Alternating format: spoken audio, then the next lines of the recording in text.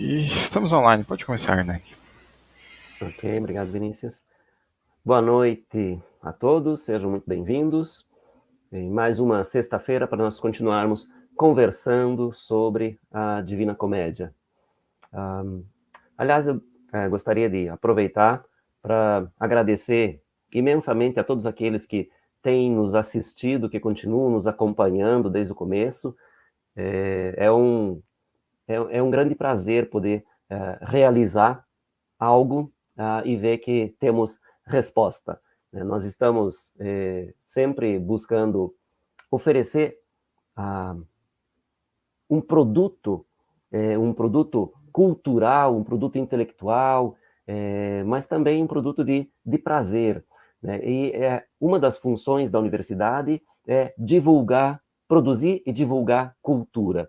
Então é isso que nós tentamos fazer, mas isso só tem sentido se nós tivermos uma resposta. Né? Então eu agradeço imensamente a todos vocês que nos seguem fielmente, né, nesta jornada pelos três reinos do além. Hoje nós vamos conversar sobre o canto 14.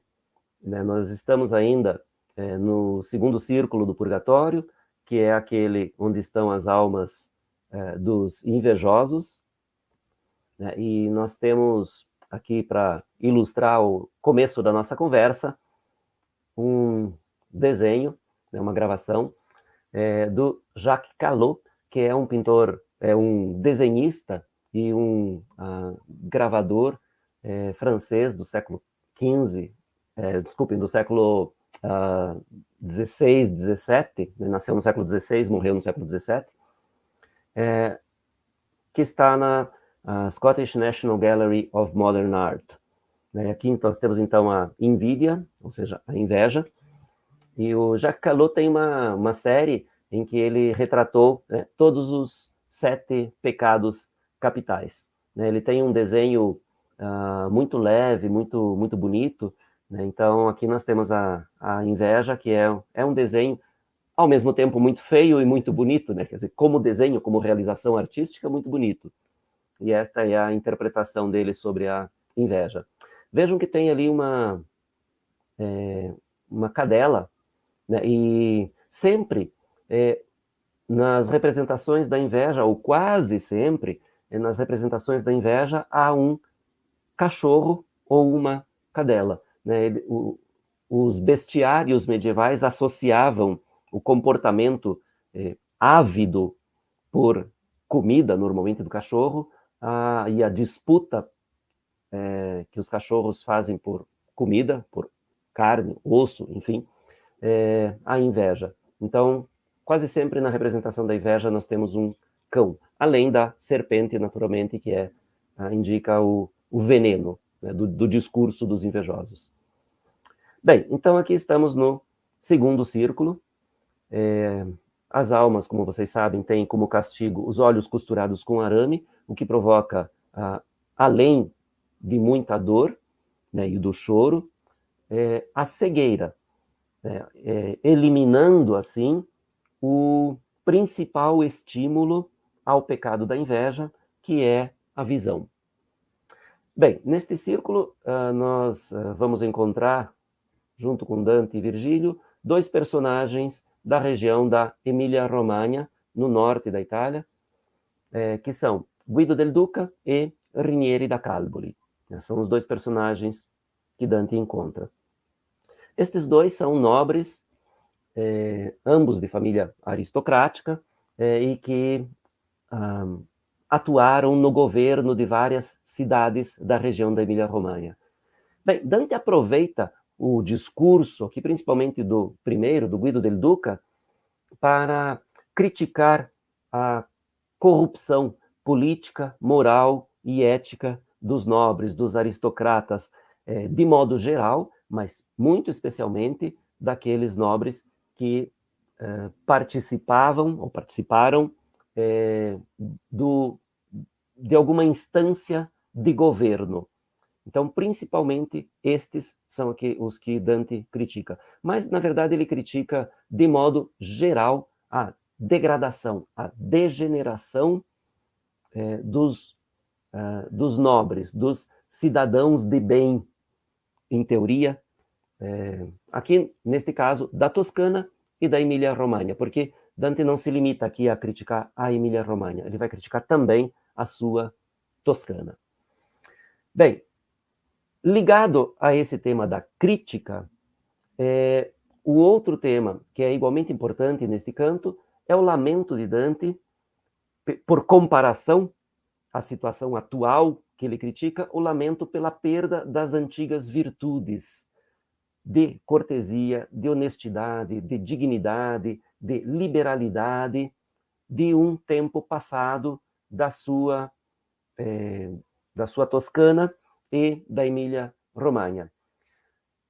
E como eu coloquei aqui, na verdade, em vários momentos, Dante se mostra bastante saudosista de uma realidade passada, uma realidade antiga, anterior ao seu tempo e efetivamente idealizada, porque, muito provavelmente, esta realidade que Dante contrapõe à sua realidade presente nunca existiu daquela maneira como Dante propõe no seu discurso ou no discurso de alguns dos personagens que ele encontra. E é um pouco aquela tendência, parece que universal, e de todos os tempos, que as pessoas têm de exaltar um tempo passado como se fosse melhor, né? Então, quem é que nunca ouviu as pessoas um pouco mais velhas dizer: ah, no meu tempo sim que era bom, porque... E aí compara e critica. Isso é uma coisa tão comum que parece que acontece em todas as localidades, né, em todos os lugares e em todos os tempos. Então, Dante faz isso aqui na comédia algumas vezes, né? Não é esta a única. Então, nós vamos ver como é que isso acontece aqui no canto, na leitura da professora Pauleta, e depois vamos passar ao comentário. Assim, esqueci de dizer aqui, né, nós temos também, neste canto, 2 exemplos de inveja punida. Como em quase todos os cantos, nós vamos ter um exemplo tirado da Bíblia e um exemplo tirado da literatura, da mitologia, né? Neste caso, nós temos o exemplo bíblico Caim, que matou seu irmão Abel por inveja, e temos Aglauro, que foi transformada em pedra pelo deus Hermes, porque tentou impedir a relação amorosa entre Hermes e sua irmã. Bom, isso tudo nós vamos ver, então, agora, na leitura da professora Pauletta. Ecco. Pauletta, por favor. Chi è costui che il nostro monte cerchia, prima che morte gli abbia dato il volo, e apre gli occhi a sua voglia e coverchia? Non so chi sia, ma so che non è solo. Domanda tu che più li t'avvicini, e dolcemente sì che parli, a colo. Così 2 spirti, l'uno all'altro chini, ragionavan di me, ivi a man dritta, poi ferli visi per dirmi, supini. E disse l'uno: o anima che fitta nel corpo ancora in ver lo cielo ten vai, per carità ne consola e ne ditta. Onde vieni e chi sei, che tu ne fai tanto maravigliar della tua grazia, quanto vuol cosa che non fu più mai. E io. Per mezza Toscana si spazia un fiumicel, che nasce in Falterona, e 100 miglia di corso non sazia. Di sovresso rech'io questa persona, dirvi chi sia saria parlare indarno, che il nome mio ancor molto non suona. Se ben lo intendimento tuo accarno, che con lo intelletto allora mi rispose quei che diceva pria, tu parli d'arno. E l'altro disse lui: perché nascose questi il vocabolo di quella riviera, pur com'on fan dell'orribili cose? E l'ombra, che di ciò domandata era, si sdebitò così: non so, ma degno ben è che il nome di tal valle pera, che dal principio suo, ov'essi pregno l'alpestro monte onde tronco peloro, che in pochi luoghi passa oltre a quel segno, infin là ve si rende per ristoro di quel che il ciel della marina asciuga, ond'hanno i fiumi ciò che va con loro. Vertù, così per nimica si fuga da tutti come biscia, o per sventura del luogo, o per maluso che li fruga. Ond'hanno si mutata lor natura gli abitator della misera valle, che par che Circe li avesse in pastura.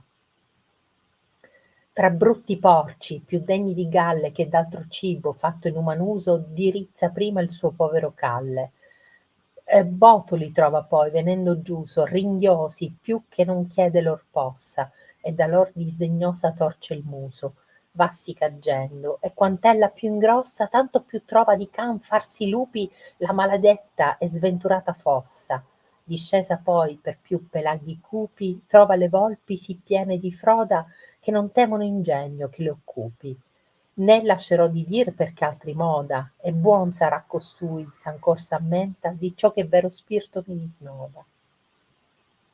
Io veggio tuo nepote che diventa cacciator di quei lupi in su la riva del fiero fiume, e tutti li sgomenta. Vende la carne loro essendo viva, poscia li ancide come antica belva, molti di vita e sé di pregio priva.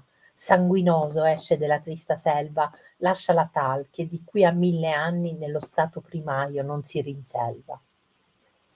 Come all'annunzio di dogliosi danni si turba il viso di colui che ascolta da qualche parte il periglio lassanni, così vid'io l'altr'anima, che volta stava a udir, turbarsi e farsi trista, poiché ebbe la parola a sé raccolta. L'udir dell'una e dell'altra la vista mi fer voglioso di saper lor nomi, e dimanda ne fei con prieghi mista, perché lo spirito che di pria parlòmi cominciò: tu vuoi ch'io mi diduca nel fare a te ciò che tu far non vuomi, ma da che Dio in te vuol che traluca tanto sua grazia, non ti sarò scarso, però sappi ch'io fui guido del duca. Fu il sangue mio di invidia sì riarso, che se veduto avesse uom farsi lieto, visto m'avresti di livore sparso, di mia semente cotal paglia mieto. O gente umana, perché poni il core lave e mestier di consorte divieto? Questi è Rinier, questi è il pregio e l'onore della casa da Calpoli, ove nullo fatto s'erreda poi del suo valore, e non pur lo suo sangue è fatto brullo, tra il Po, il monte, la marina, il Reno, del ben richiesto al vero e al trastullo, che dentro a questi termini è ripieno di velenosi sterpi, sì che tardi per coltivare ormai verrebbe meno. Ov'è il buon Lizio, Errigo Mainardi, Pier Traversaro e Guido di Carpigna, oh romagnuoli, tornati in bastardi! Quando in Bologna un fabbro si ralligna, quando in Faenza un Bernardin di Fosco verga gentil di picciola Gramigna. Non ti maravigliar s'io piango tosco, quando rimembro con Guido da Prata Ugolindazzo che vivette nosco, Federico Tignoso e sua brigata, la casa traversare e gli Anastagi, e l'una gente e l'altre diretata, le donne, i cavalier, gli affanni e gli agi, che ne invogliava amore e cortesia, là dove i cuor son fatti sì malvagi. O Bretinoro, che non fuggi via, poi che gita se n'è la tua famiglia, e molta gente per non esser ria. Ben fa Bagnacaval che non rifiglia, e mal fa Castrocaro, e peggio Conio, che di figliar tai conti più s'impiglia. Ben faranno i Paganda che il demonio lor sen girà, ma non però che puro giammai rimagna d'essi testimonio. O Ugolinde Fantolin, sicuro il nome tuo, da che più non s'aspetta chi farlo possa, tralignando scuro. Ma va via, Tosco, mai, cor mi diletta troppo di pianger più che di parlare, sì m'ha nostra ragion la mente stretta. Noi sapevam che quell'anime care si sentivano andar, però tacendo faceam noi del cammin confidare. Poi fummo fatti soli procedendo, folgore apparve quando l'aere fende, voce che giunse di contra dicendo: Anciderammi qualunque m'apprende, e fuggì, come tuon che si dilegua, se subito la nuvola scoscende. Come da lei l'udir nostro ebbe triegua, ed ecco l'altra con sì gran fracasso che somigliò tonar che tosto segua. Io sono Aglauro che divenni sasso, e allor per restringermi al poeta in destro feci e non innanzi il passo. Già era l'aura d'ogni parte queta, ed el mi disse: quel fu il duro camo che dovria l'uomo tener dentro a sua meta. ma voi prendete l'esca, sì che l'amo dell'antico avversario a sé vi tira, e però poco va il freno o richiamo. Chiamavi il cielo e intorno vi si gira, mostrandovi le sue bellezze eterne, e l'occhio vostro pure a terra mira, onde vi batte chi tutto discerne. Que bello. Obrigado, Pauleta, muito bonito. Bem, então aqui uma abertura colorida da nossa conversa, né? É o óleo sobre tela aqui do Hieronymus Bosch, é o pintor holandês, né? Que este se nasceu no século XV e morreu no século XVI. É um pintor extremamente original e muito produtivo, né? Produziu muita coisa, muito prolífico. Aqui nós temos, então, como muitos pintores, ilustradores, desenhistas fizeram uma representação dos 7 pecados capitais. No centro, nós temos ali Jesus, né, Cristo, e abaixo de Cristo, a escrita Cave, cave, Deus videt. Ou seja, atenção, atenção, Deus vê. Então, o recado para os fiéis, né? Aqui não está o quadro inteiro, tá? O quadro é um pouquinho maior do que isso, tem outra escrita em cima, mas enfim, aqui era o que interessava, era esse círculo com os 7 pecados capitais. É claro que fica um pouco difícil de ver aqui, né, nessa posição toda a representação, mas quem tiver interesse depois procura, é muito fácil de achar, né? É só 2 cliques ali, acha o quadro, vale a pena ver. Não só esse, mas a produção do Bosch é muito interessante. E aqui no detalhe, então, nós temos o pecado da invídia, né, da inveja. Né, e como o Bosch imagina. Né, nós temos ali, então, um casal, né, que aparece numa janela, o homem está segurando um osso e tem 2 cachorros. Né, como eu disse para vocês, né, o cão, o cachorro, aparece quase sempre nas representações da inveja. Então a ideia é que parece que os dois, estão ávidos, estão querendo o mesmo osso. E depois temos aquele casal que olha, teoricamente com inveja, para aquele nobre que tem um falcão no pulso, isso indica, inclusive, a sua nobreza, né, é o modo como está vestido, provavelmente aquele servo que carrega um saco indica também uma certa abundância, e nós temos lá, ainda na janela, talvez a filha do casal, que está aparentemente tentando conquistar o jovem, que aparece ali bem vestido, então parece de uma situação financeira superior, e também pela bolsa que ele tem, a bolsa de couro pendurada ali onde se levavam as moedas, né, o dinheiro. Então, essa é claro que a interpretação aqui foi muito simplista, né, mas pode-se ler esse quadro e interpretar o quadro de uma maneira muito mais profunda. Mas, enfim, aqui é só um detalhe, né, para a gente abrir o canto com esta representação do Bosch, que é um pintor genial, realmente genial. Vale muito a pena conhecer a obra do Bosch. Para quem não conhece, eu aconselho. Esta é uma boa entrada, né, a partir dos 7 vícios, 7 pecados capitais. Bem, vamos ao canto, então. Como vocês devem lembrar, no canto anterior, Dante estava conversando com a sienense, né, a mulher da cidade de Siena, a Sapia Salvani, uma invejosa da cidade de Siena. E aí, quando ela termina o seu discurso, Dante ouve essas 2 outras almas que estão ali ao lado de Sapia e que começam a conversar. Então vejam que este canto ele é um pouco diferente da maioria dos cantos, no sentido de que ele dá continuidade ao anterior. Ele não tem uma abertura, né, porque como a este ponto vocês já estão acostumados a ler, né, quase todos os cantos têm uma abertura que se refere ou à paisagem mais limitada, ou uma visão panorâmica mais ampla, ou fala enfim, do espaço ou do tempo. Então, quase todos os cantos têm uma abertura específica. Este não, este dá continuidade ao anterior e entra direto no diálogo destas duas almas. Então, é um canto absolutamente ligado ao anterior. Bom, o que dizem estas almas? Pela curiosidade, né? Quem é esse que nosso monte circunda antes que a morte lhe tenha dado voo e abre os olhos à sua vontade e fecha? Então vejam que cada um, como sempre, né, todos nós lemos a realidade e medimos tudo o que está em torno de nós através da única possibilidade que temos, que são os nossos parâmetros. Aquilo que importa para nós é a medida, é a nossa medida.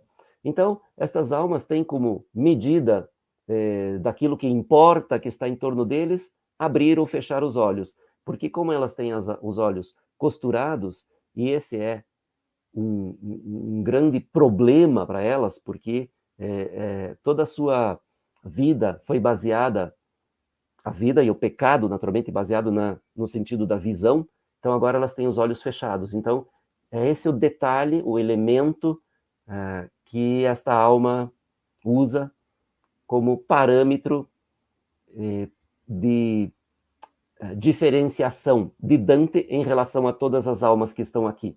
Todas as almas que estão aqui têm os olhos costurados. Quem é esse que anda, que circunda o monte por aí e tem os olhos abertos, ou abre e fecha os olhos à vontade? Então é interessante, né, a maneira como Dante pensa nisso e propõe isso a partir desta ideia, né? Cada um mede o mundo a partir dos seus próprios parâmetros. E aí o outro responde: não sei quem é, mas sei que não está sozinho. Pergunta-lhe tu que estás mais perto e docemente, para que fale, acolhe-o. Então aqui a maioria dos dantistas lê esse docemente, suavemente, ou seja, fale de uma maneira suave. Por que esta advertência? Porque, sendo uma alma não só invejosa, mas aparentemente também tendendo a uma certa prepotência, uma certa agressividade, uma alma que nós vamos ver que tem algo também de iracunda. Então, este não é, o pecado da inveja não é o único pecado desta alma, assim como a imensa maioria das outras almas não tem um único pecado. Então, esta alma está aqui, se purificando da inveja, provavelmente depois vai ter que se purificar também da ira e, quem sabe, de quais outros pecados. Mas então essa advertência é lida nesse sentido, que ele seja suave, não seja agressivo, para assim captar a benevolência de Dante e ter as respostas que eles querem. E aí Dante diz, né? Então assim dois espíritos, um ao outro inclinados, falavam de mim ali ao lado direito. Depois moveram os rostos para falar-me ao alto. Então, a representação física repete um pouco aquilo que havia feito Sapia, né, que não sabem exatamente onde Dante está, ouvem a voz e levantam o rosto em direção a Dante.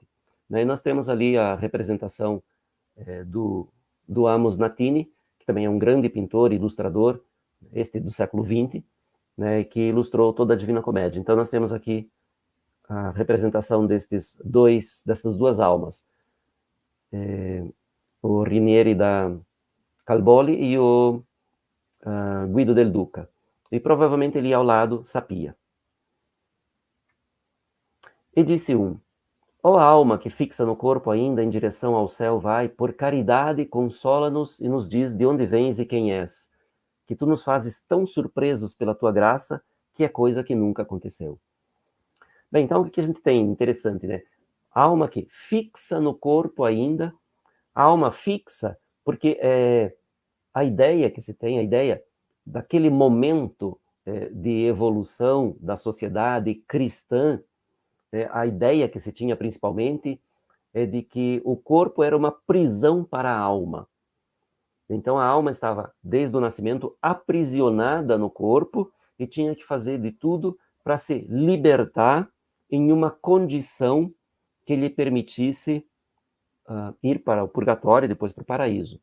Então, tinha que fazer o melhor percurso possível, melhor percurso espiritual, moral, ético possível, para se libertar desta prisão do corpo e ir para o céu e não para o inferno, naturalmente.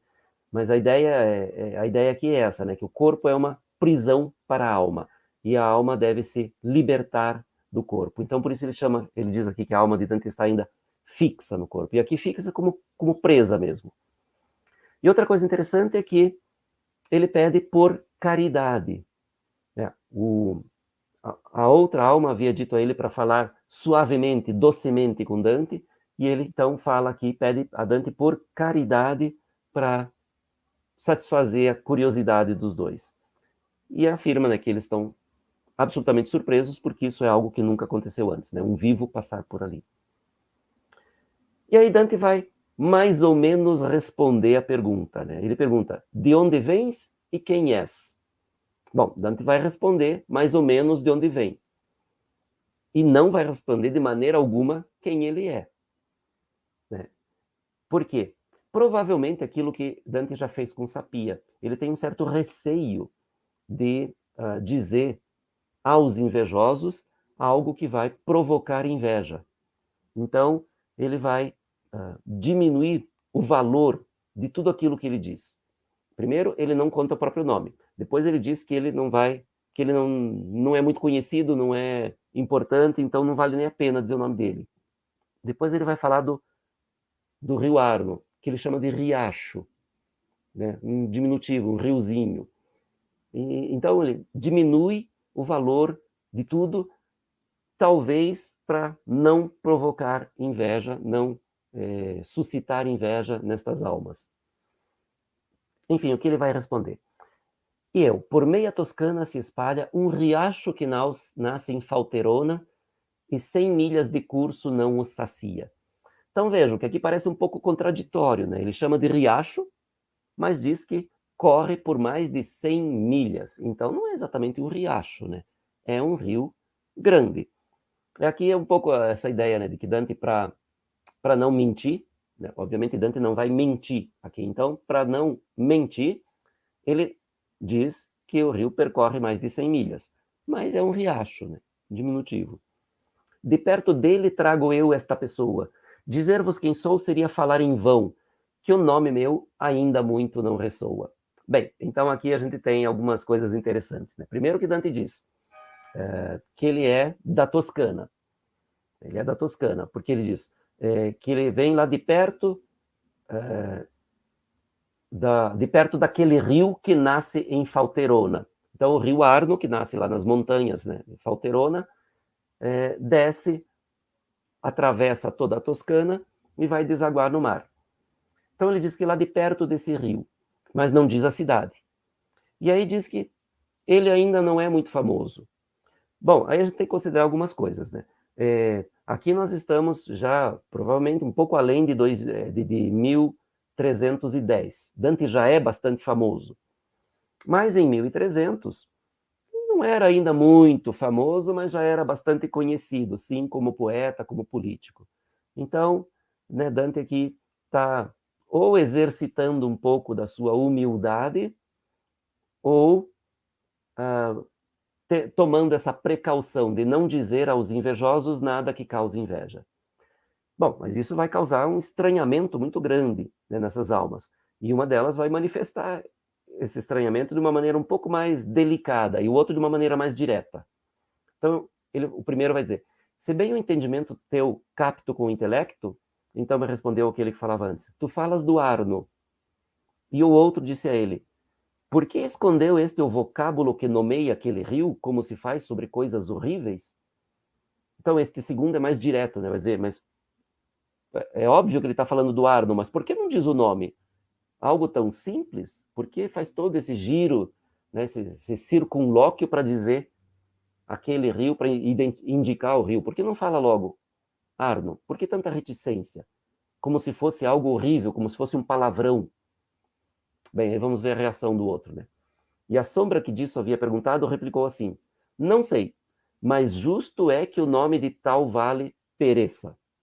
Então, o Vale do Arno. O Vale do Arno é ali, o Arno atravessa a Toscana, né? Depois nós vamos ver o mapinha aqui, o Arno atravessa a Toscana. Então, ele vai dizer que seria algo justo que todo o Vale do Arno, todas as cidades e o entorno do rio Arno desaparecessem, perecessem, ou seja, fossem eliminadas, extintas.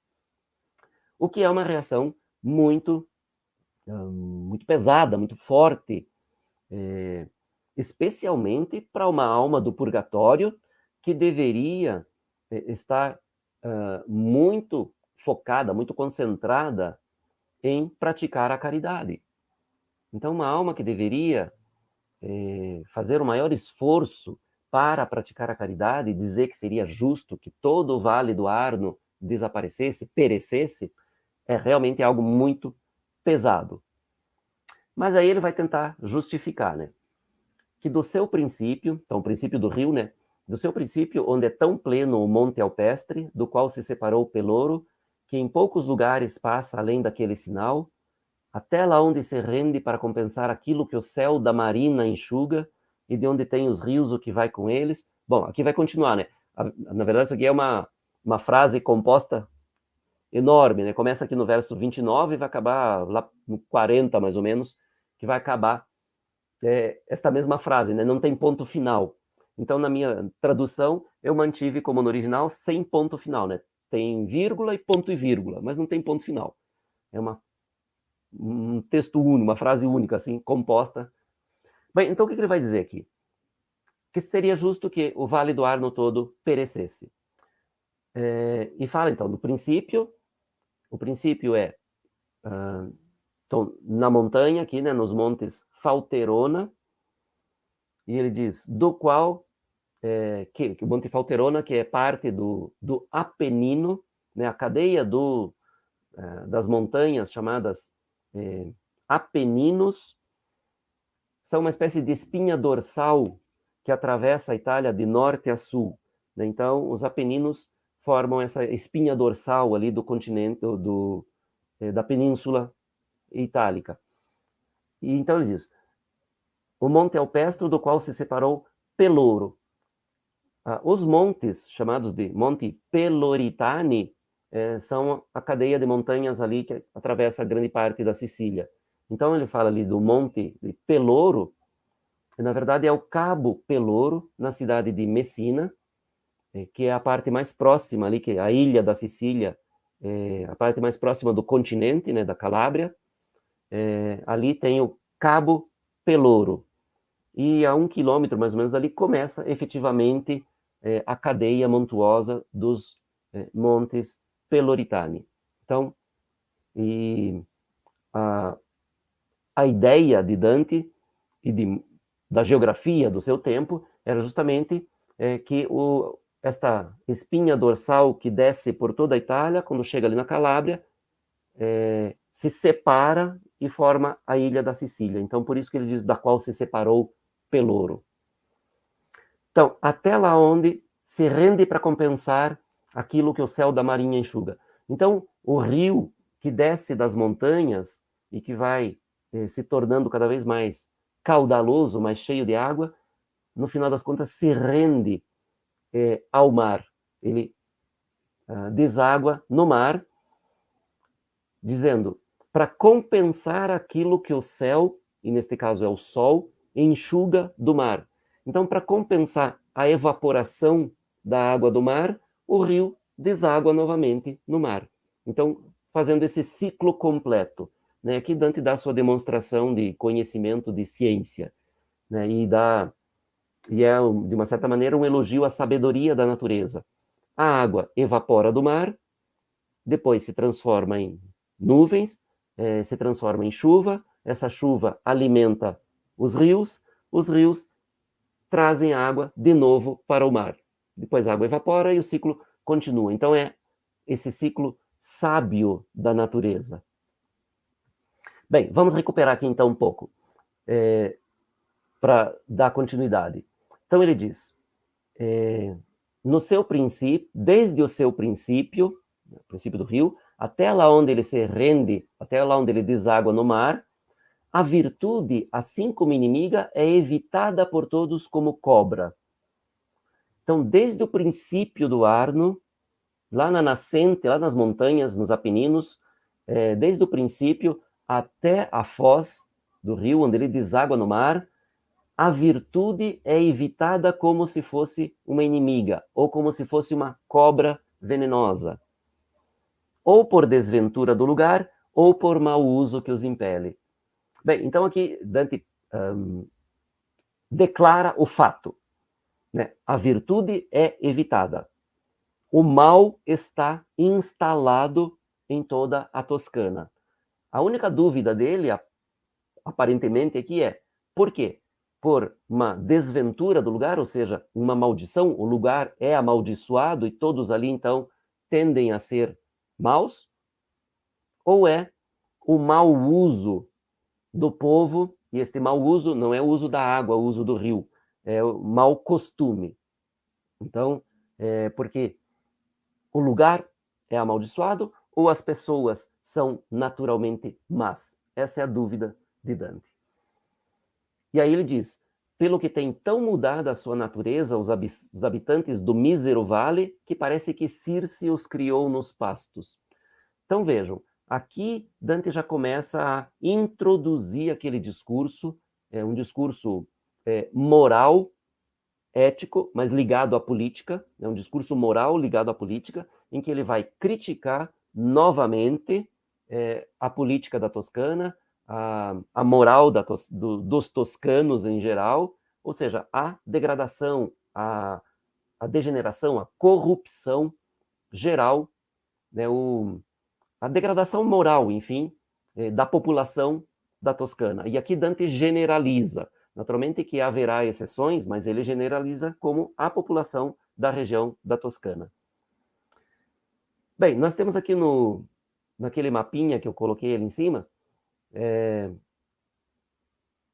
onde ele começa, né, ali o mapa da Toscana, ali, né, parte da Toscana, onde ele começa, parte não, a Toscana inteira ali, né, ele começa a falar daquela parte que está em amarelo ali, que é o Casentino, né, aquela parte superior, ali que nasce, próximo dali nasce o rio Arno.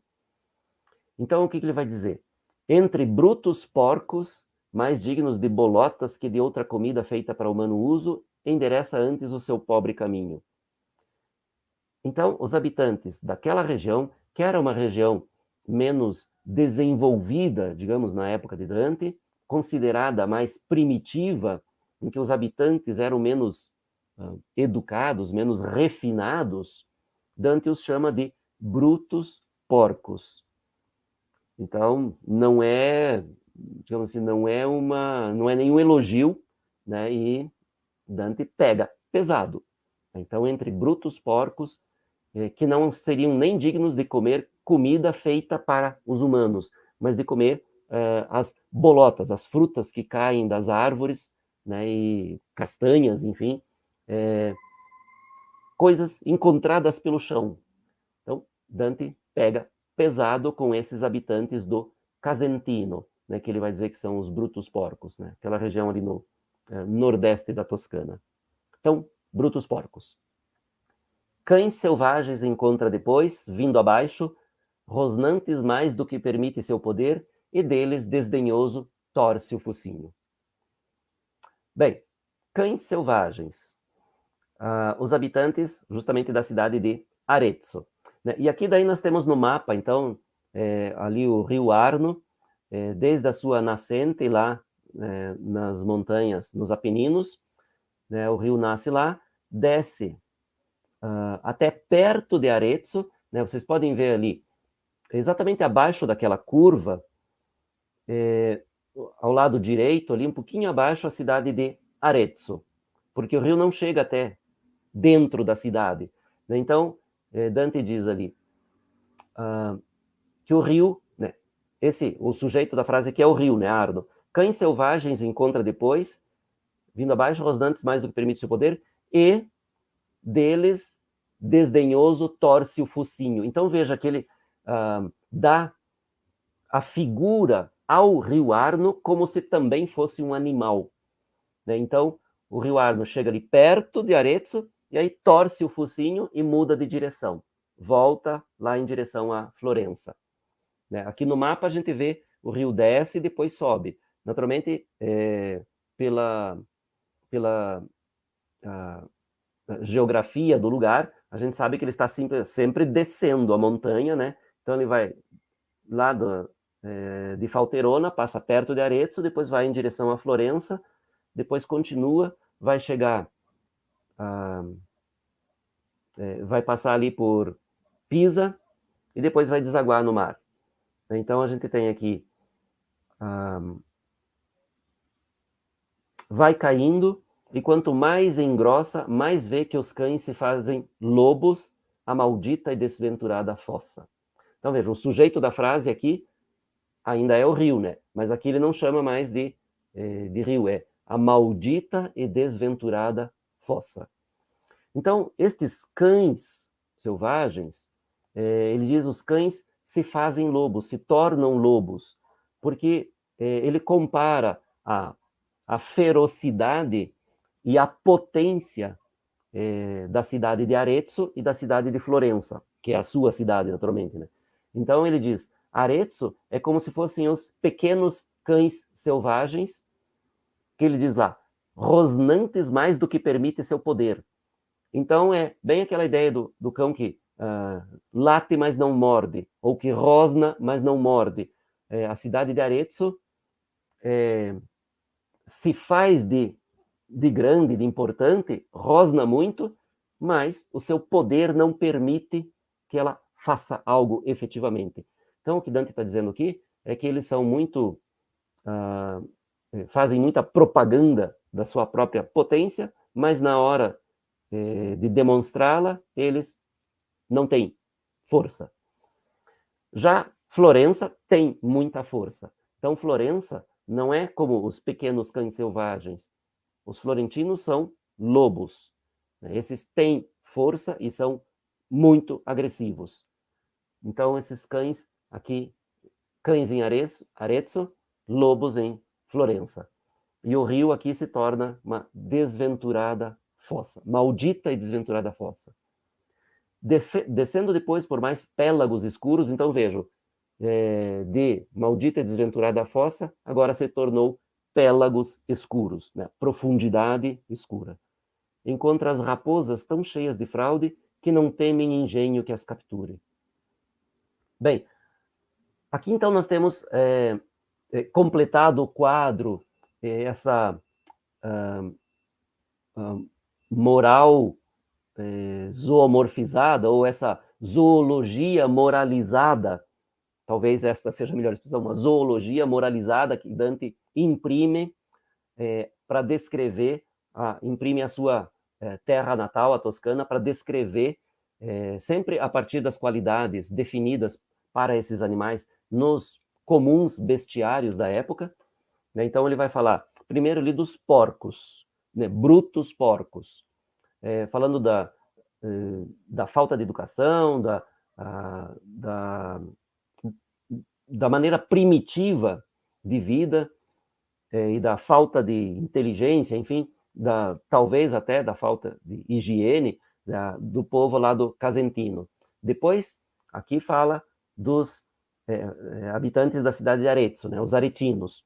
Os aretinos rosnam muito, mas não têm poder, não mordem, não atacam, porque são só imagem e sem consistência. Os florentinos, contrário, são lobos mesmo, são agressivos e sanguinários. E depois, Pisa, né, os habitantes de Pisa são raposas, porque são enganadores, são fraudulentos. Então, Dante caracteriza estas cidades de uma maneira extremamente negativa.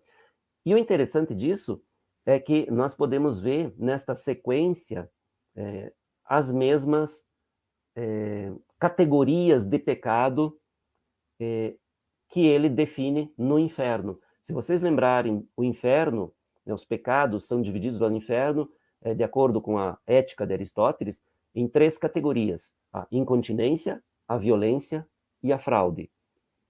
E é exatamente, enfim, analogicamente, né, aqui nós temos os porcos como símbolo de incontinência, cães e lobos da violência e as raposas da fraude.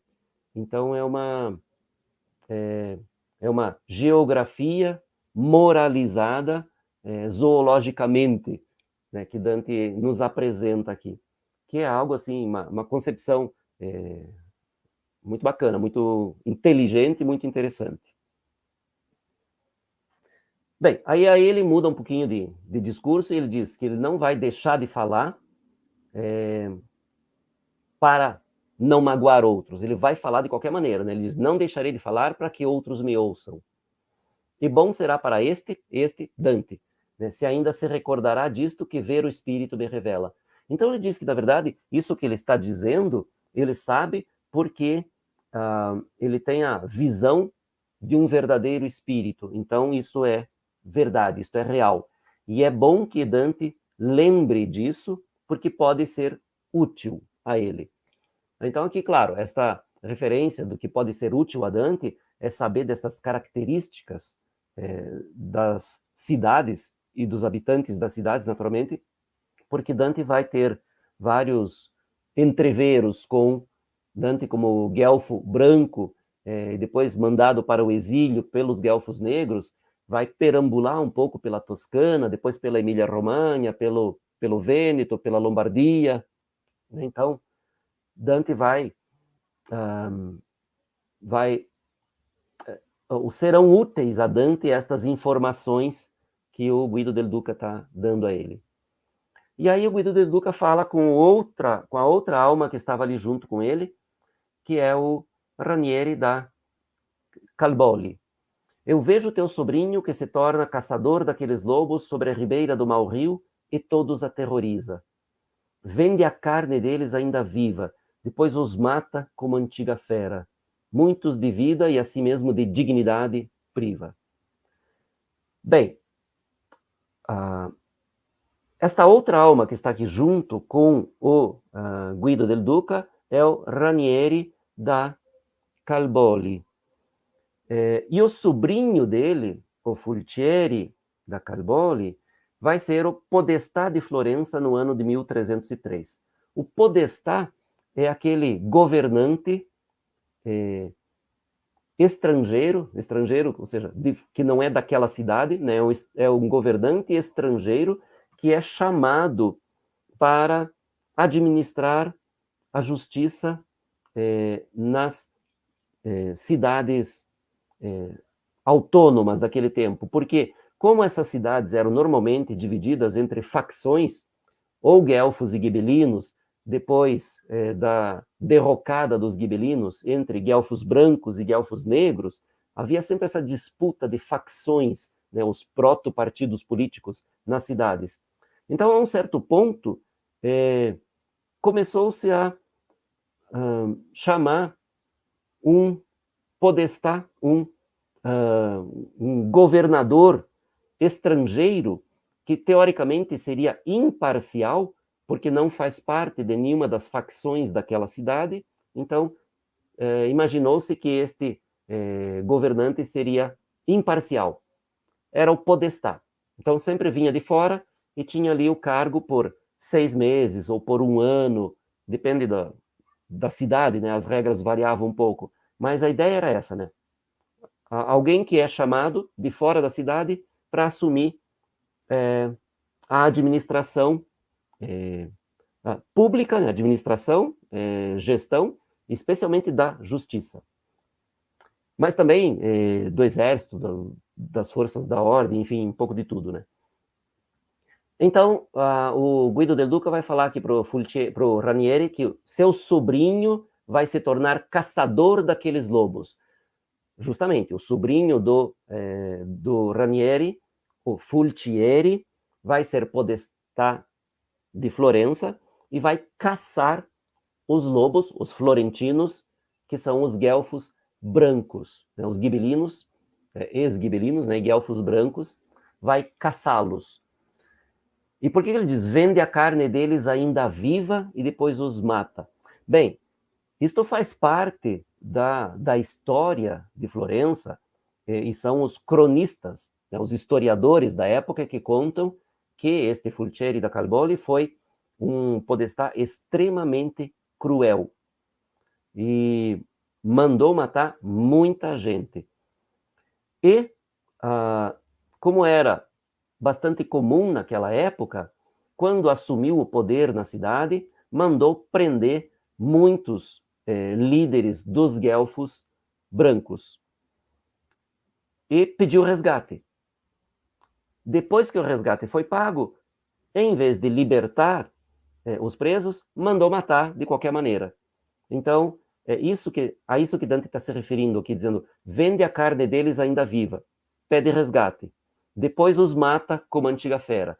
Então, sem nenhum sentimento de humanidade, sem nenhuma honra, sem nenhum compromisso com a palavra dada, com o acordo realizado. Por isso, como uma antiga fera.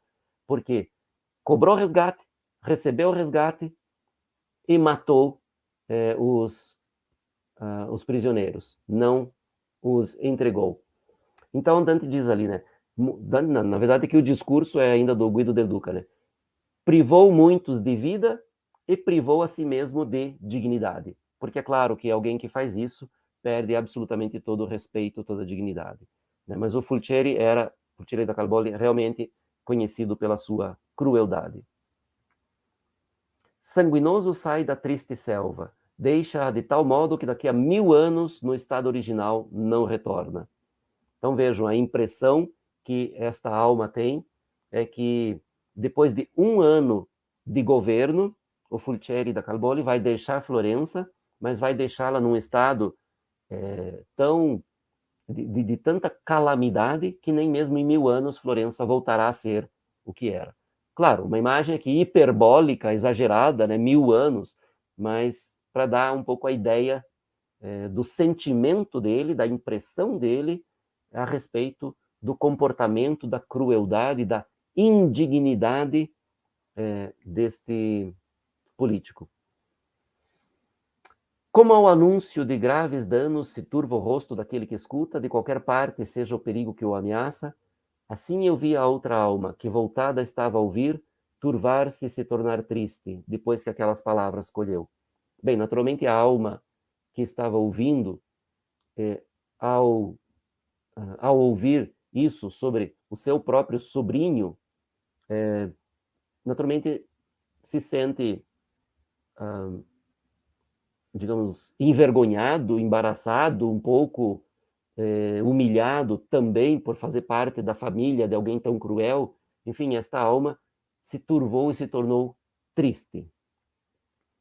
Bem, nós temos aqui, né, só para não passar em branco, né, o manuscrito Holkham, e temos ali Dante e Virgílio e as almas, estas 2 almas, né, do Fulcieri da Calboli e do Guido del Duca, que conversam com Dante. E aí as outras almas que estão todas lá apoiadas umas às outras e apoiadas à parede da rocha, né?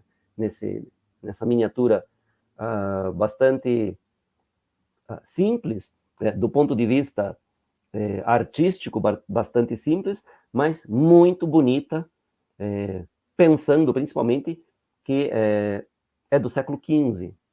Né? Este desenho é de aproximadamente 1480. E um desenho feito diretamente na página do livro, né, feito à mão livre na página do livro para ilustrar o livro. Acho muito bonitas essas miniaturas. Bem, então Dante diz, o dizer de uma e da outra a visão me deram vontade de saber seus nomes. E lhes fiz perguntas com rogos mista. Pelo que o espírito que antes me falara, recomeçou. Tu queres me induzir a fazer a ti o que tu fazer a mim não quiseste. Então vejam que não é muito delicado, né? Não é muito delicada a resposta desta alma, mas é absolutamente coerente, né? Porque ele havia pedido a Dante, diz-nos de onde és e quem és. E Dante enrolou e não disse nada, né? No máximo disse que ele era da Toscana, mas não disse nem a cidade e principalmente não disse nada sobre ele, né? Nem nome, nem coisa nenhuma. E aí esta alma diz, agora você quer que eu diga para você aquilo que você me negou? Mas, porque Deus em ti quer que transluza tanto a sua graça, não serei contigo escasso.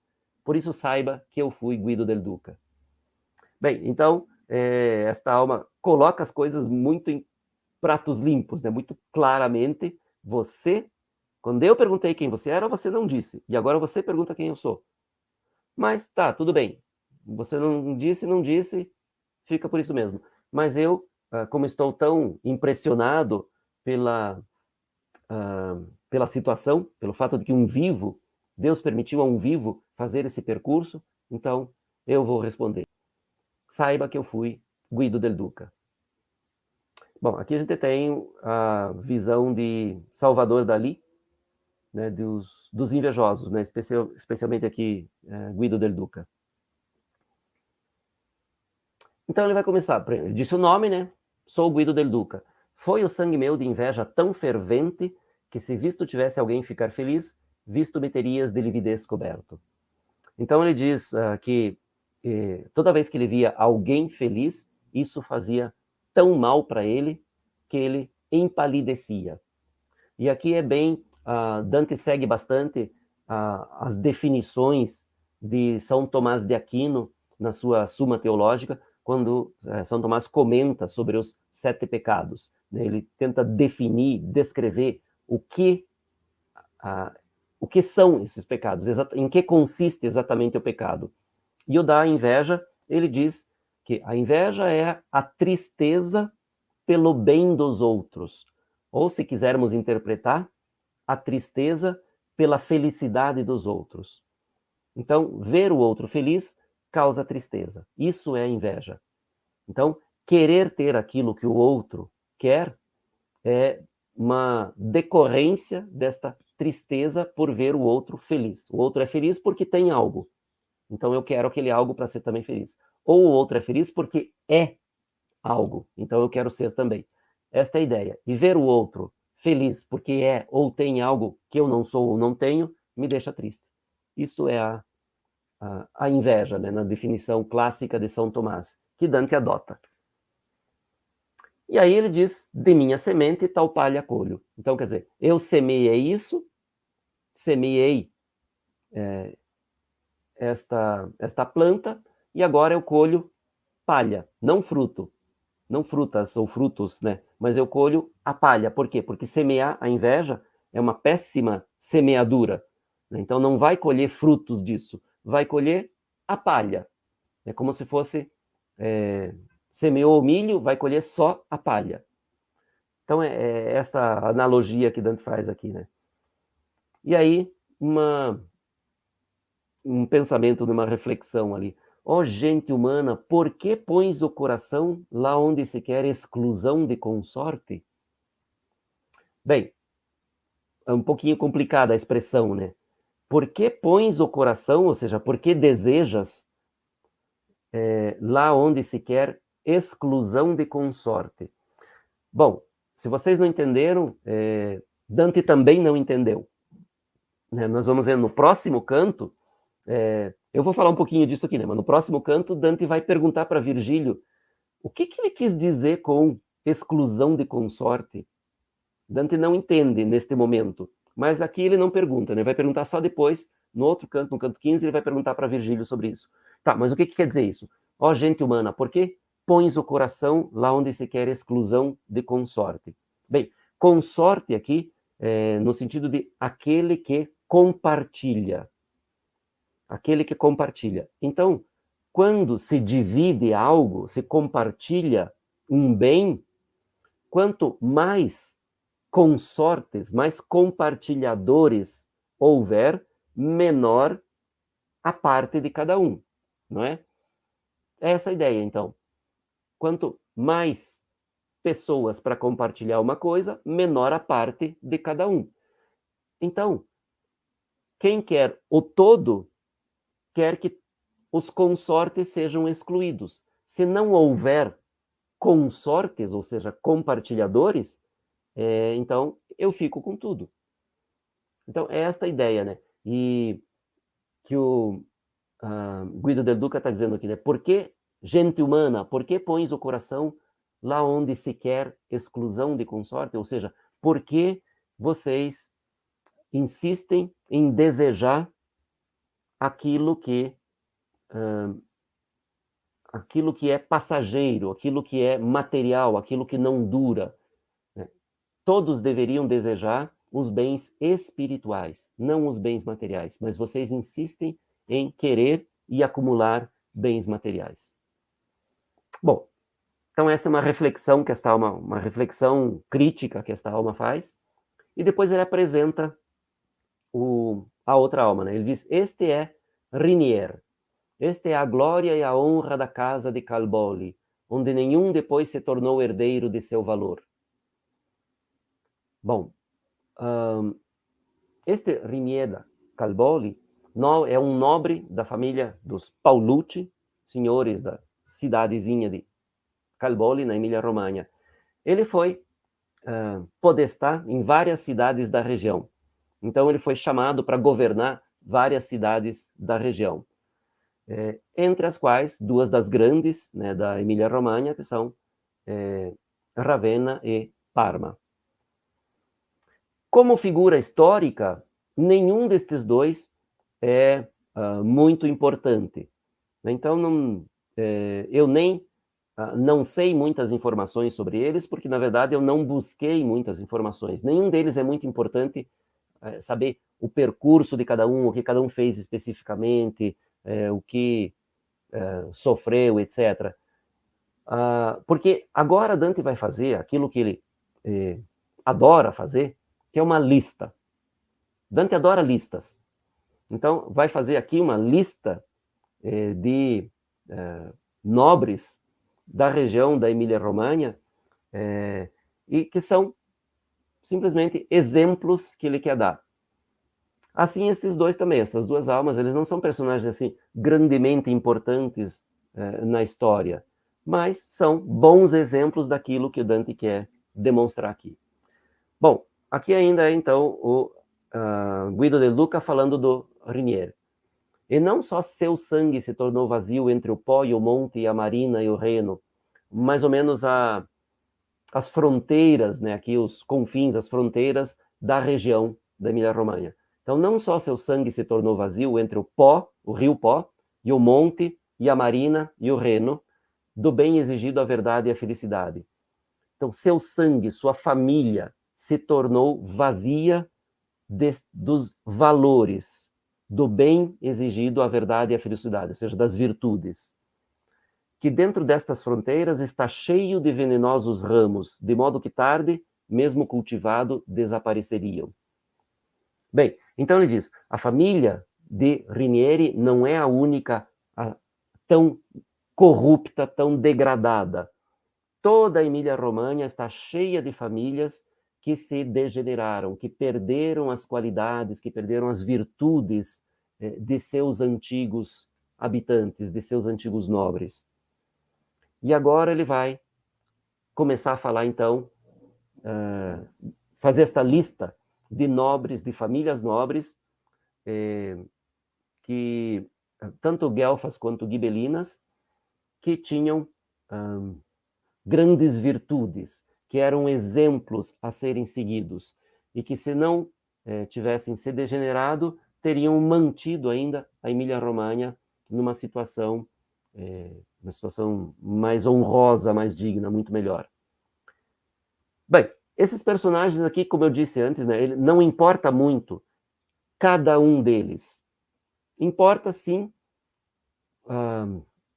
o tema geral que Dante está desenvolvendo aqui, que é a honra, a dignidade, o amor, a cortesia, a coragem, enfim, as qualidades, as virtudes destas antigas famílias feudais de guerreiros, e Dante lamenta a perda não só das qualidades dos indivíduos, né? O que Dante lamenta, na verdade, é essa mudança com a qual ele não consegue concordar, ele não consegue se adaptar ou entender.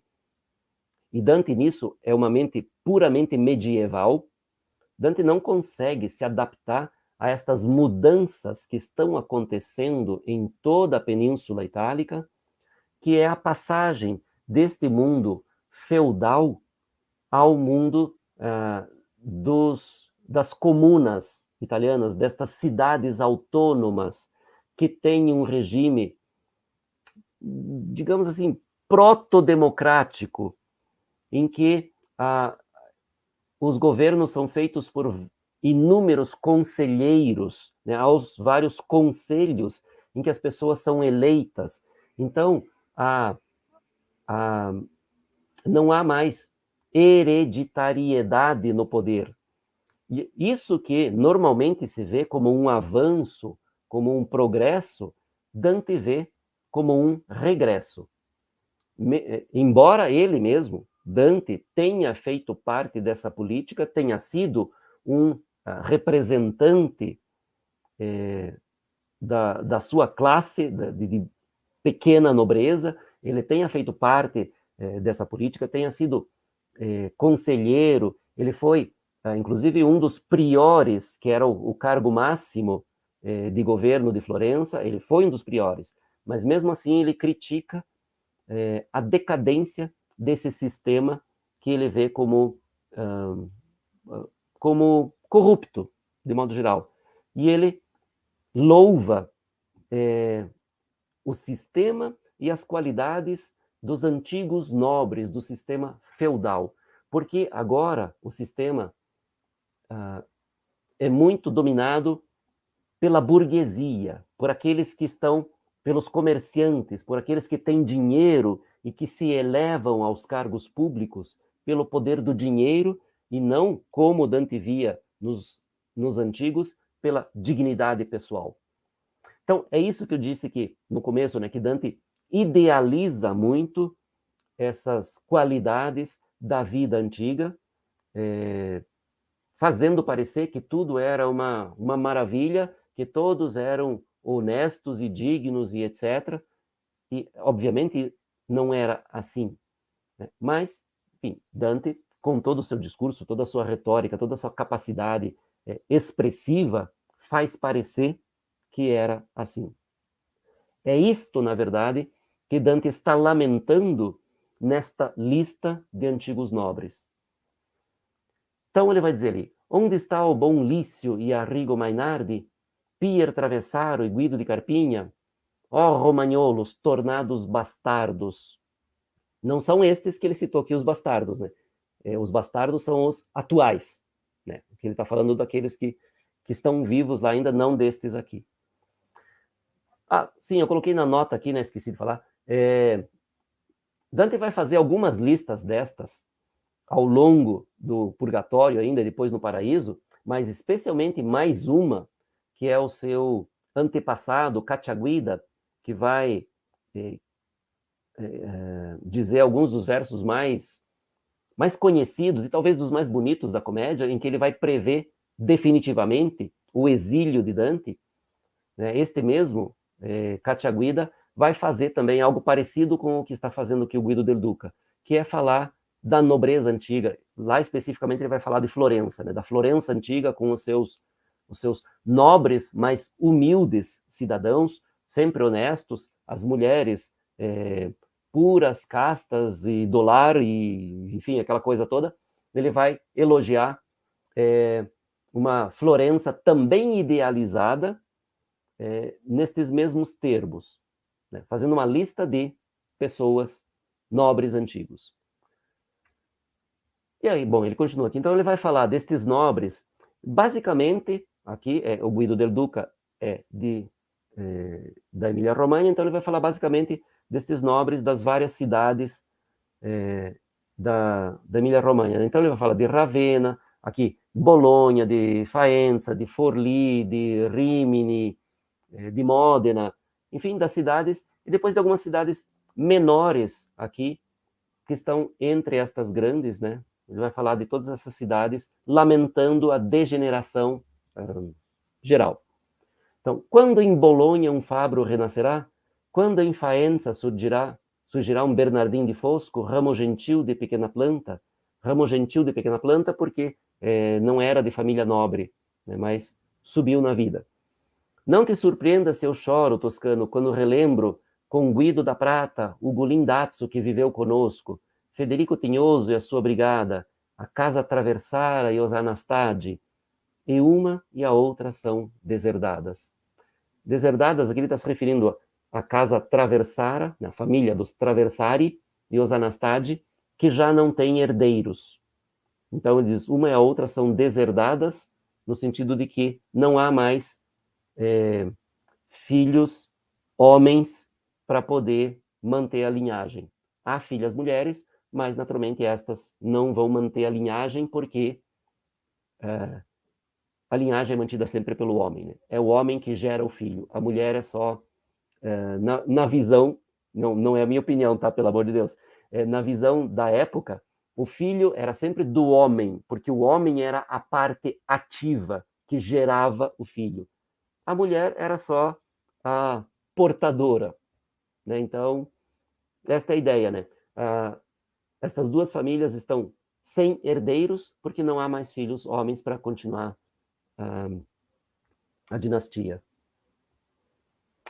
Bem, aqui nós temos mais uma miniatura, né, do nosso famoso Dante Urbinate, né, um manuscrito que foi encomendado pelo Guido da Montefeltro, aqui da Emília-Romanha, né, que se encontra na Biblioteca Vaticana. Né, já vimos muitas iluminuras deste livro.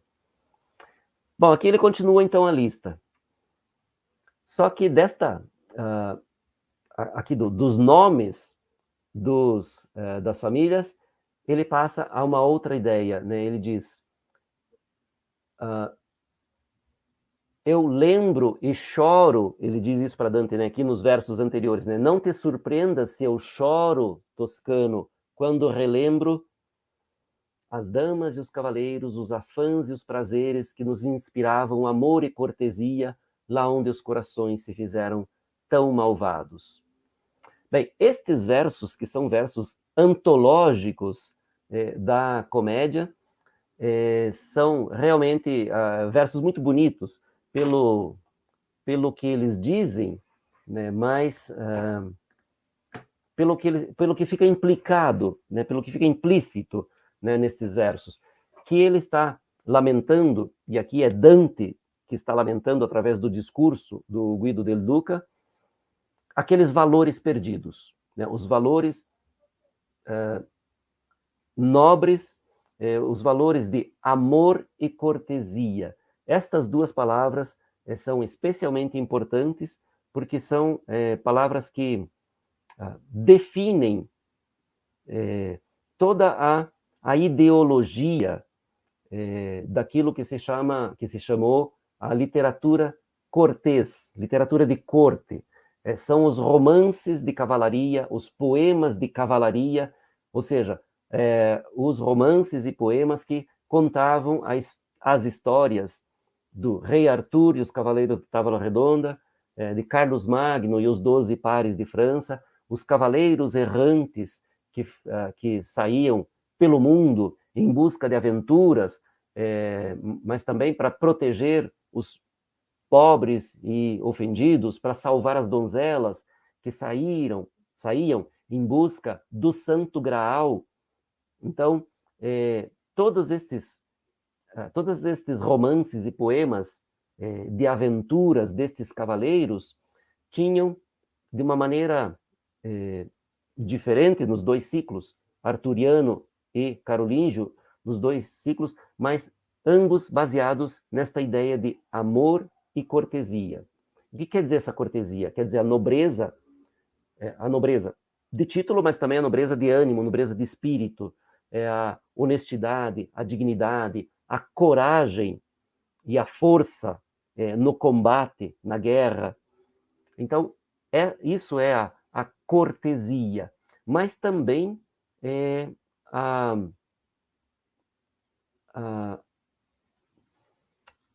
a educação, a fineza eram importantes. Isso também faz parte da cortesia, saber se comportar, ter modos para se comportar nas cortes. Então isso faz parte, tudo isso. Estes versos dizem tanta coisa que todo mundo que já leu e passou por isso aqui sabe disso, né? Mas talvez alguém não tenha lido ainda, então eu coloco aqui, né? Porque estes versos deram origem depois ao começo do maior poema de cavalaria do Renascimento italiano, que é o Orlando Furioso, do Ludovico Ariosto. O Ludovico Ariosto copia estes versos de Dante, claro, não exatamente igualzinho, né? Mas ele pega esses versos de Dante para iniciar o seu grande poema Orlando Furioso. Então aqui eu coloquei, né, do lado ali na nota, o original de Dante aqui, né? Le donne cavalier gli affanni gli agi che ne invogliava amore e cortesia. E vejam abaixo ali o começo do Orlando Furioso. Le donne cavalier, l'arme, gli amori, le cortesie, laudate imprese e o canto. Então, é muito parecido, mesmo porque vocês têm aqui nos versos do Ariosto, nós temos ali, le donne cavaliere, exatamente como Dante. Gli amori, le cortesie, que aparecem no verso 110 de Dante, ali, né? Amor e cortesia. Gli affanni e gli agi.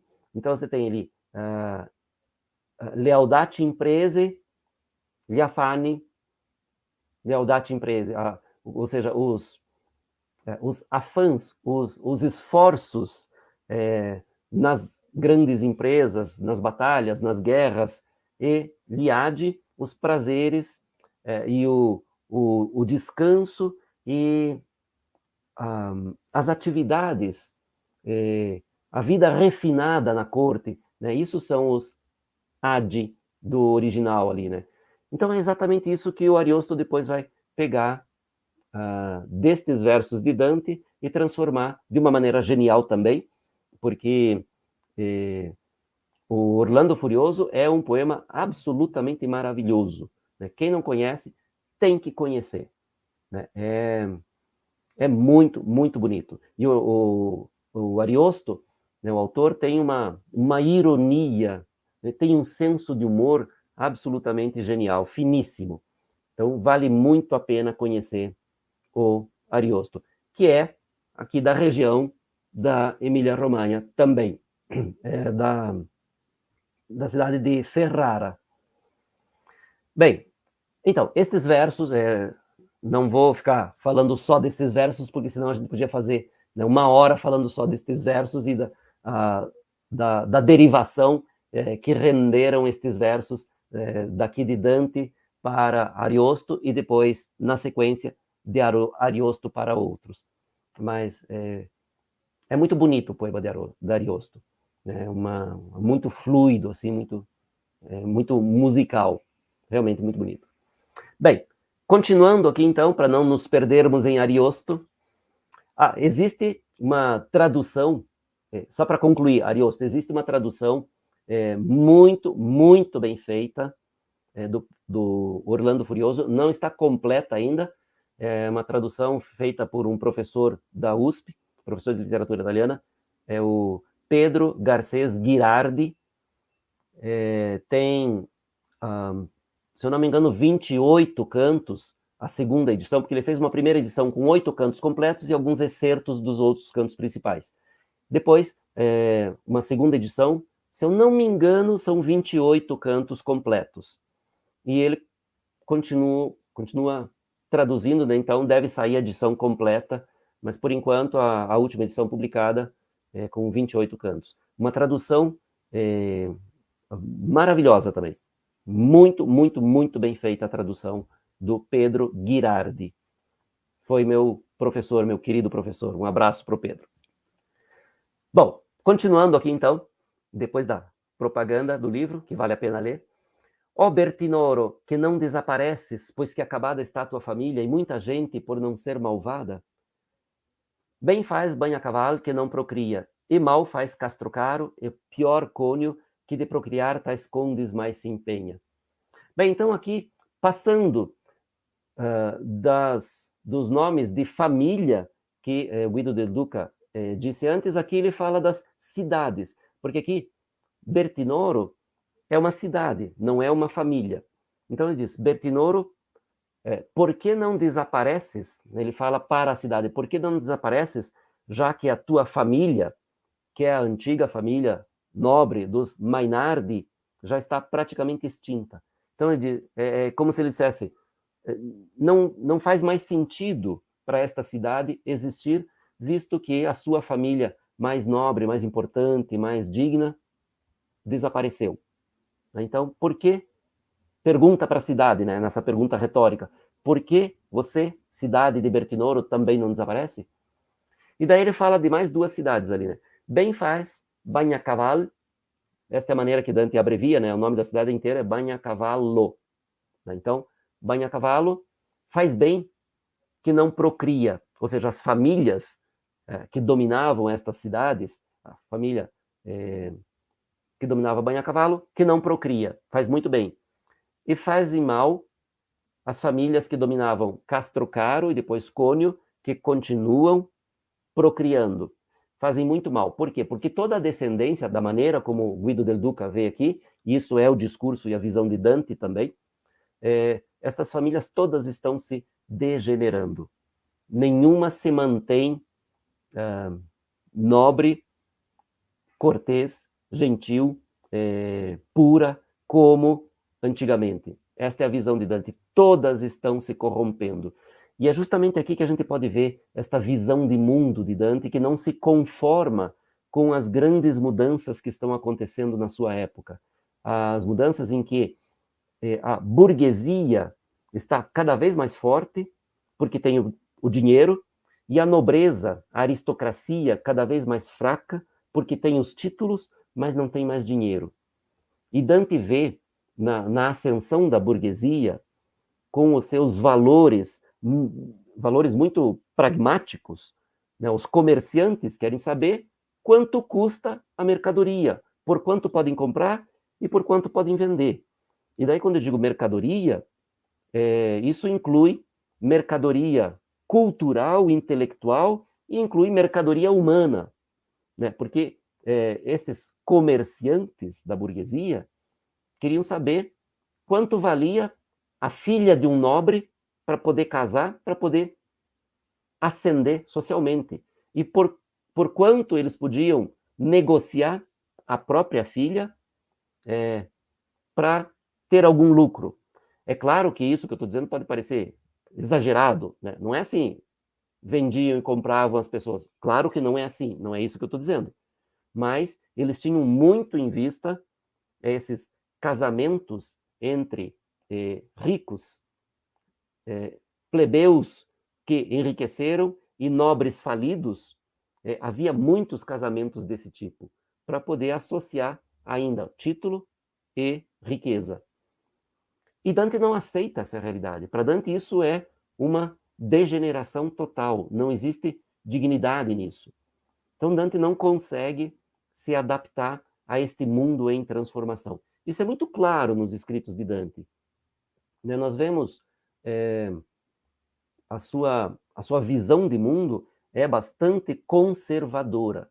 Dante é avançado em muitos aspectos, especialmente, obviamente, o linguístico, poético, né, estético, muito avançado, mas em termos de visão de mundo, de sociedade, muito atrasado. Dante é um conservador absoluto, tem uma saudade, uma nostalgia do mundo antigo, inclusive dos sistemas de poder, né, de política. Dante ainda defende o império universal, com o imperador como o detentor do poder absoluto, e toda aquela hierarquia social que era muito rígida, até pouco tempo antes de Dante, mas que no seu tempo já está totalmente enfraquecida. O imperador não tem mais o respeito de todos, então não tem mais a força, a autoridade exatamente, não tem. Então Dante é uma mente conservadora nesse sentido. E basta ver a diferença dele em relação aos outros escritores, poetas da sua geração, muitos já têm uma visão muito diferente, muito mais avançada. E o que nós quase sempre usamos como parâmetro para comprovar isso é Boccaccio ou Petrarca, né, que são contemporâneos de Dante. Petrarca nasce em 1304, né, Dante morre em 1321. Petrarca nasce em 1304 e Boccaccio em 1313. Então, eles são, por um pouco de tempo, contemporâneos de Dante, mas tem uma mentalidade totalmente diferente. Né? Boccaccio, com o seu Decameron, vai descrever esse mundo em transformação, e nas suas 100 novelas do Decameron, ele vai colocar ali, descrever todos os tipos de todas as classes sociais, vai falar de defeitos e qualidades de todos, sem julgamento, como faz Dante. Boccaccio não vai dizer, antes era melhor e agora é pior, ou isto é assim. Boccaccio descreve, parece aparentemente de uma maneira em que ele aceita todas essas transformações, percebe o rumo que a sociedade está tomando e descreve tudo isso. É uma mentalidade já muito diferente da mentalidade conservadora de Dante.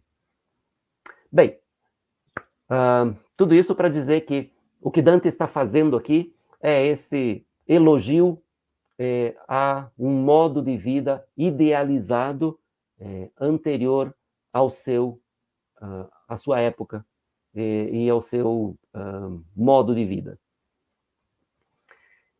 Dizendo, então, que fazem muito bem aqueles que não procriam. E aqui fala daí mais uma família específica, mais duas, né? Bem farão os pagan. Esses pagan, aqui é também por uma questão de métrica, né? Dante corta o i, mas é pagani. Quando o demônio deles desaparecerá, mas não tanto que puro jamais se torne deles o testemunho. Bem, então o Guido de Lucca ainda diz que os pagani vão fazer muito bem depois da morte do demônio da família deles, porque a família também vai se extinguir. A família não vai ter mais filhos homens para dar continuidade. Né? Este ramo específico da família não vai ter continuidade.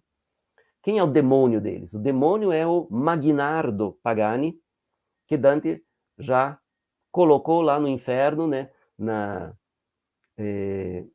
Na oitava, no nono círculo, né?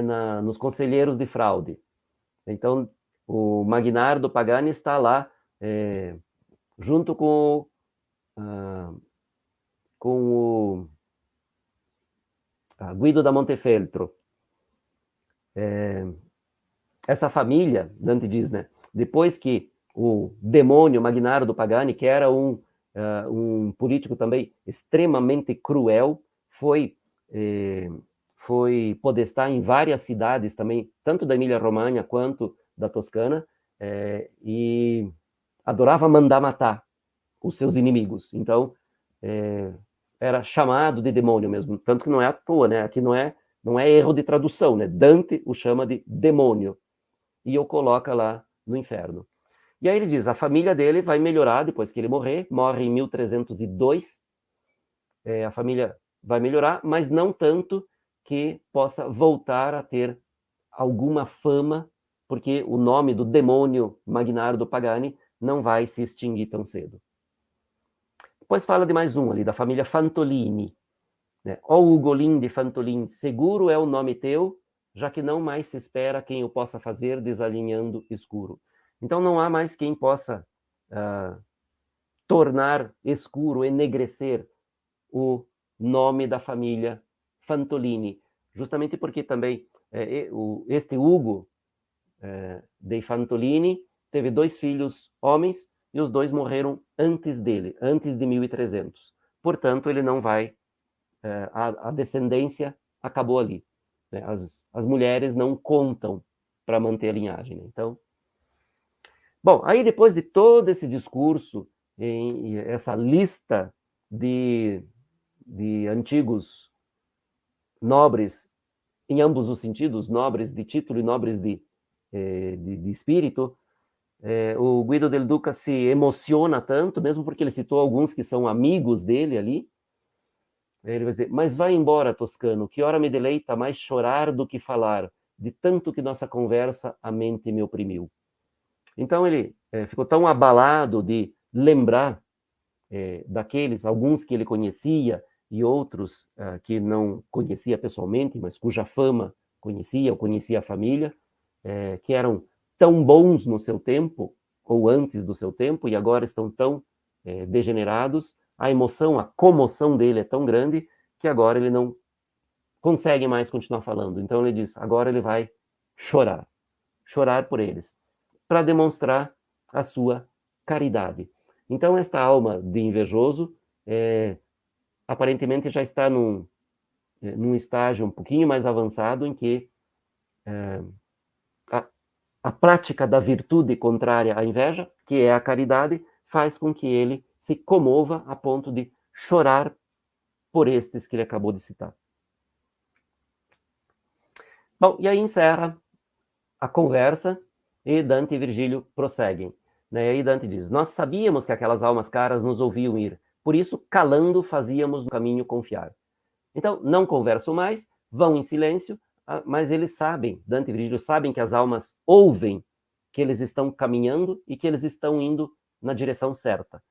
E ele diz, por isso, calando, faziam-nos no caminho confiar. Porque, naturalmente, se estas almas ouvissem, pelo barulho dos pés, naturalmente, que eles estavam indo numa direção errada, avisariam.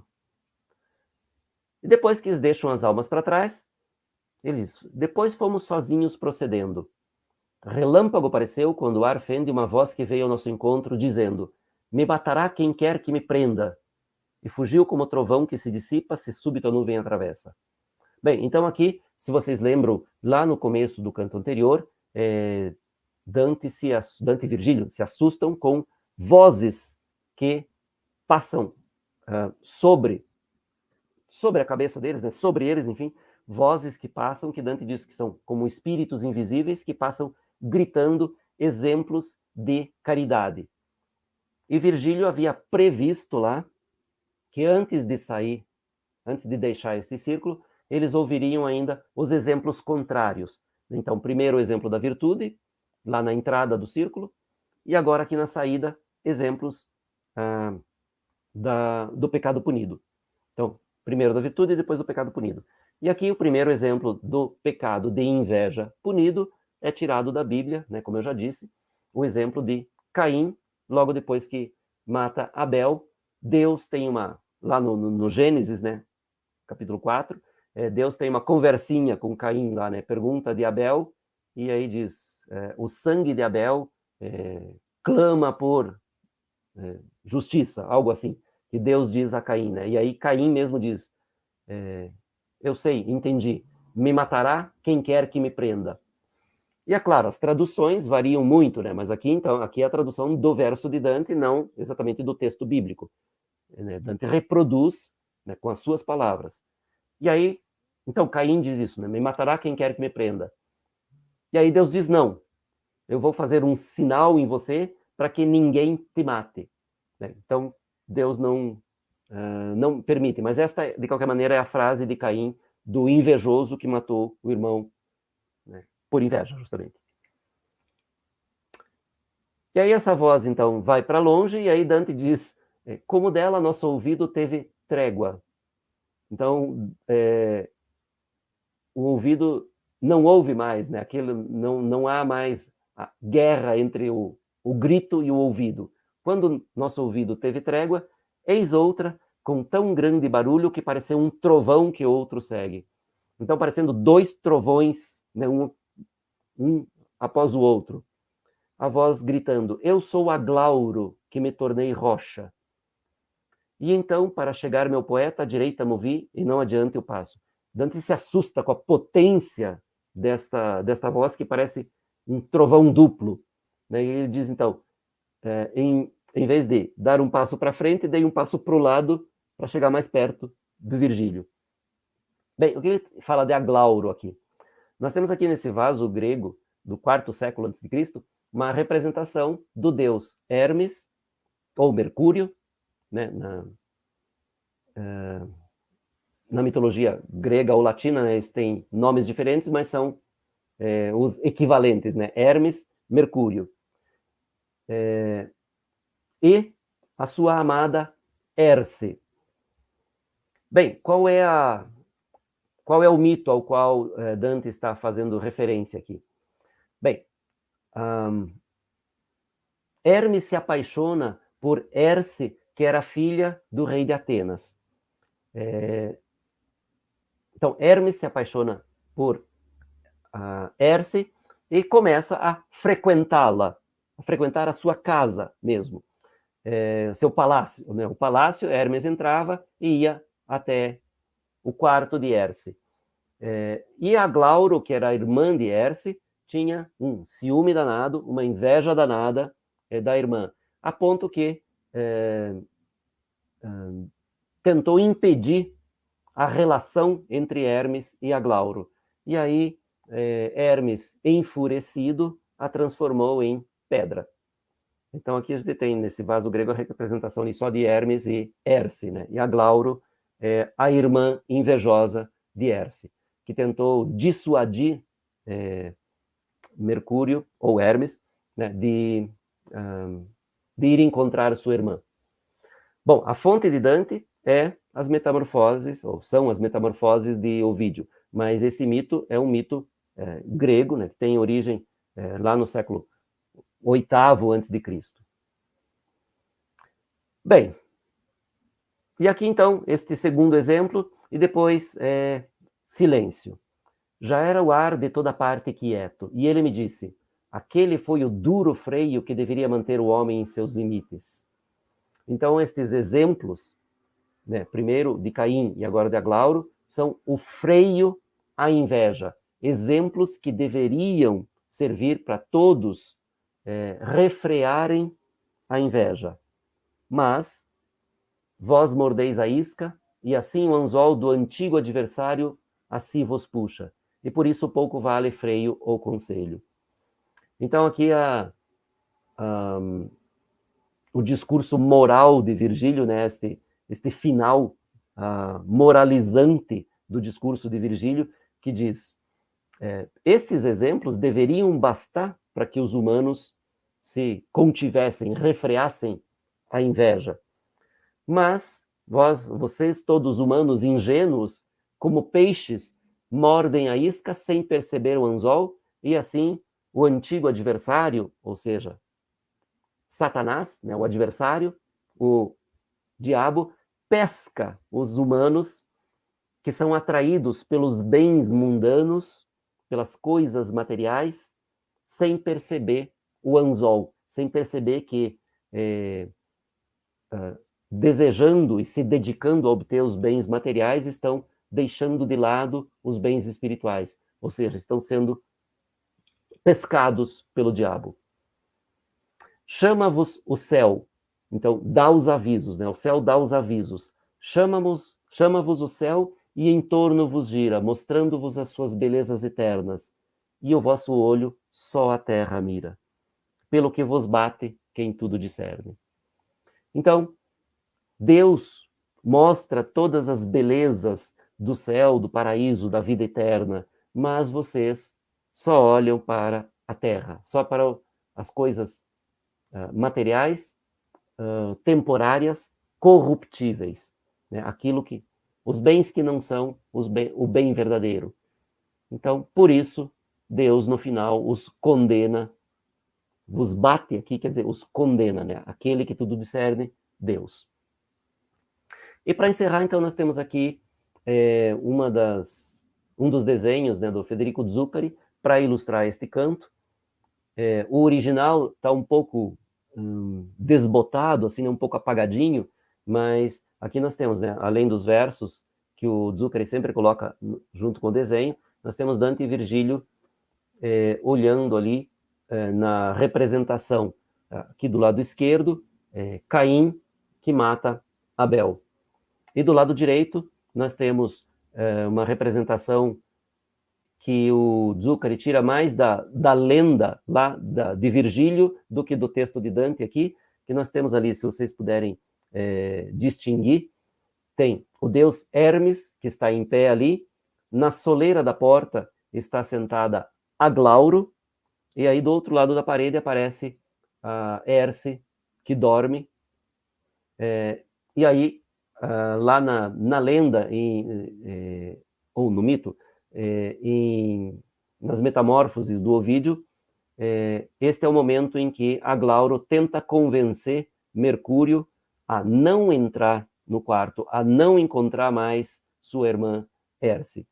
E aí é que Mercúrio, enfurecido, a transforma em pedra. Bem, com esse desenho do Zuccari, nós encerramos o canto, e com isso encerramos a passagem, praticamente encerramos a passagem de Dante e Virgílio pelo Círculo da Inveja. No próximo canto, na verdade, a gente ainda tem uma conversa de Dante com Virgílio, e depois um encontro com o anjo da caridade, que vai cancelar mais um dos P's da testa de Dante, e no próximo canto eles se encaminham para o próximo círculo, que é o círculo da ira. Então, no próximo canto nós temos o encontro com o anjo. E mais algumas coisas interessantes. Então é isso, gente. Espero que vocês tenham gostado desse canto. Eu acho um canto muito bonito, especialmente interessante, porque dá uma visão de mundo de Dante muito concreta, muito pragmática. A gente pode entender, a partir desse canto, como Dante via o seu mundo em transformação, uma transformação que ele não aceita muito bem, mas que é irreversível. Né? Ele sabe disso. Né? Dante sabe disso, não tem como ele não saber, ele não perceber que estas transformações todas são irreversíveis. Ele só não concorda com elas. Então ele manifesta poeticamente a sua discordância deste mundo, desta evolução que ele vê como degeneração, manifesta isso na sua poesia e elogia aquilo que ele tem como ideal, como parâmetro, que é um mundo mais simples, em que as pessoas são mais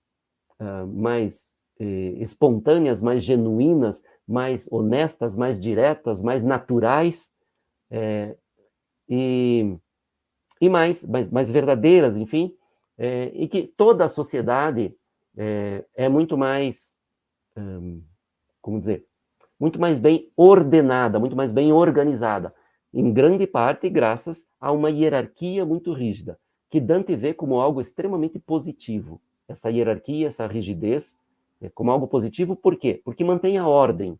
E para Dante, manter a ordem é fundamental para manter a justiça, para ter paz, para que, num contexto de paz, todos possam produzir. Então, é essa a ideia de Dante. E uma parte da ideia de Dante, né? Por isso ele elogia tanto esse passado que ele idealiza. Né? Então, aqui a gente pode ver muito bem isso. E o outro ponto alto deste canto são aqueles versos que depois vão gerar, né, o Orlando Furioso. Então, espero que vocês tenham gostado, espero que se interessem. Quem não conhece, que vá conhecer o Orlando Furioso, vai ver que é um poema realmente extraordinário. Mas, enfim, isso quem sabe, fica para um outro momento, né? Aqui nós vamos tratar da comédia. Então é isso, gente. Muito obrigado pela presença virtual e até semana que vem com o Canto 15. Até lá. Boa semana.